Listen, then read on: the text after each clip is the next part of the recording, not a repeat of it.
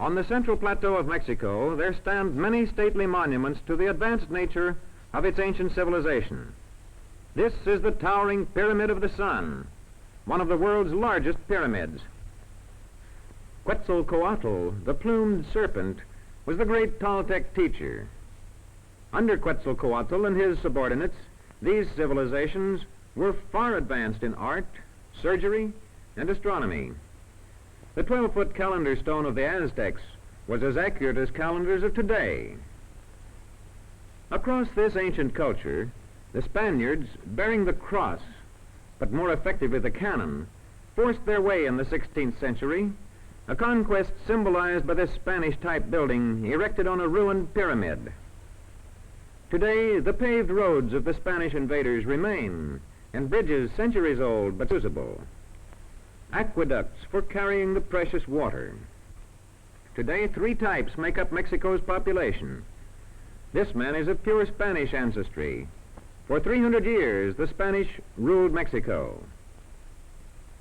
This man is a mestizo, a mixture of Spanish and native Indian blood. The 3rd division of the population is of pure Indian stock. Of central importance in Mexico's story is the hacienda, or large land holding, into which the country was divided after the Spanish conquest. The landlords lived on one side, and on another side of the huge hacienda enclosure lived the Indian natives and mestizos who worked the lands for a share of the crop.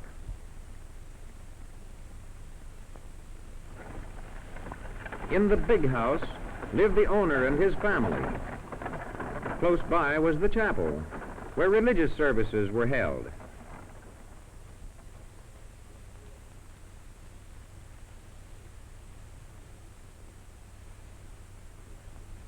Daily, the workers labored in the broad fields, vast tracts which often included thousands of acres.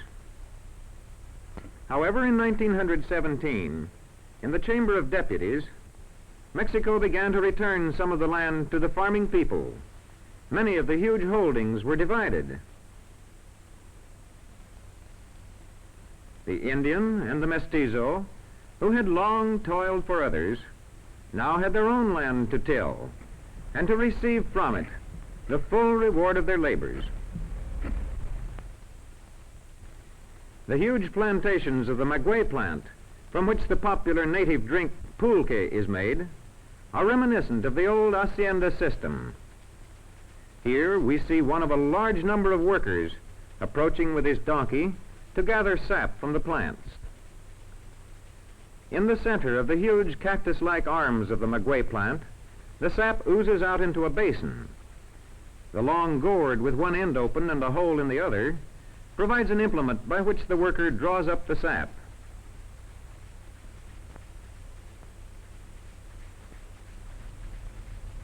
When the supply has been taken from the plant, it is carried over and emptied into one of the casks strapped to the back of the donkey. Many workers, even today, are employed on these large land holdings.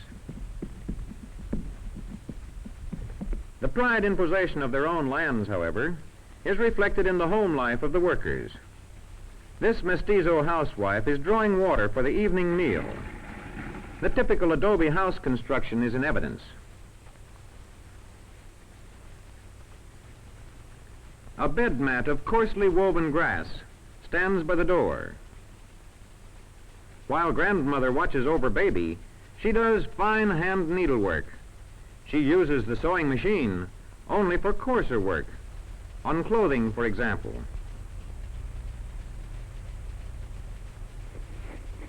The evening meal will be much like others. Cakes or tortillas from cornmeal, ground as needed, will form a principal part.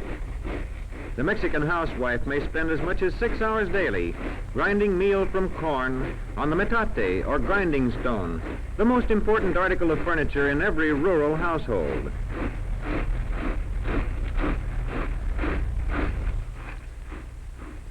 Now, as the first wet corn meal is being ground to the proper consistency, the cooking fire is lighted. Baby's swinging cradle keeps him amused and off the earthen floor. Each handful of corn grains is first ground into coarse meal and finer on each regrinding.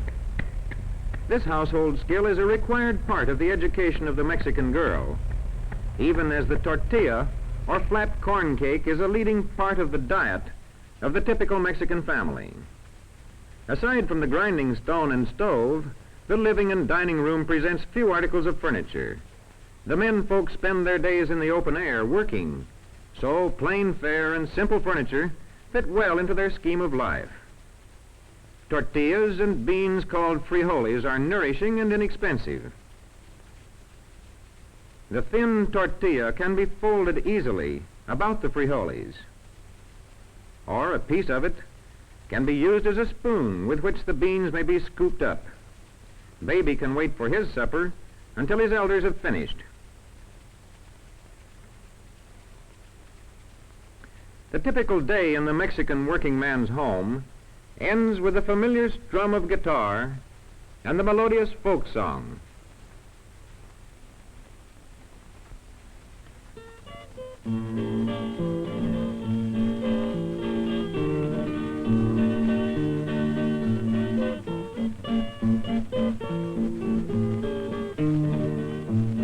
Estrellita marinera, dame razón de mi amor, tú que iluminas el silencio de la noche. Dicen que mi amor se va para las fronteras del norte. Dime si es cierto para ponerme a llorar.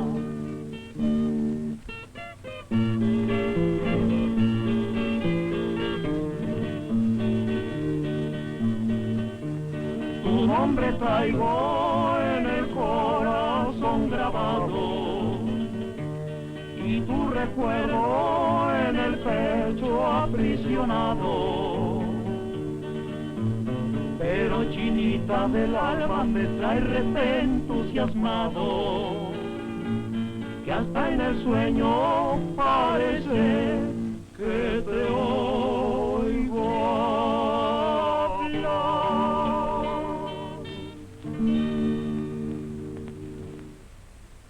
Feast days, or fiestas, come regularly and often to the people of Mexico. Decoration of the village church indicates this celebration may be partly in honor of some local saint. The general feeling, however, is one of joyous abandon with dancing and festival gaiety. This official is setting off a handmade skyrocket as a signal for the beginning of festivities. There apparently is no great hurry, however, for this man is leisurely finishing the decoration of his oxen. A donkey's headdress reflects the spirit of festivity, which again is seen in the faces of the riders. And now from all parts of the village, residents and visitors begin to throng toward the central public square. Fiesta costumes are evident everywhere among the marchers, in their dresses, hats, and other ornaments. Visitors from neighboring towns have swelled the village population from hundreds into thousands. Of the many fiesta dances, the dance of the conquest is most reminiscent of Mexico's rich history.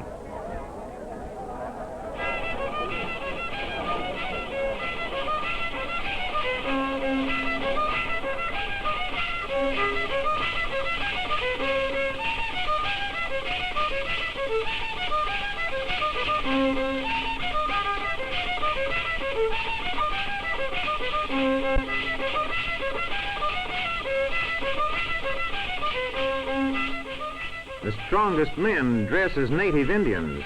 The children of the village dress as Spaniards.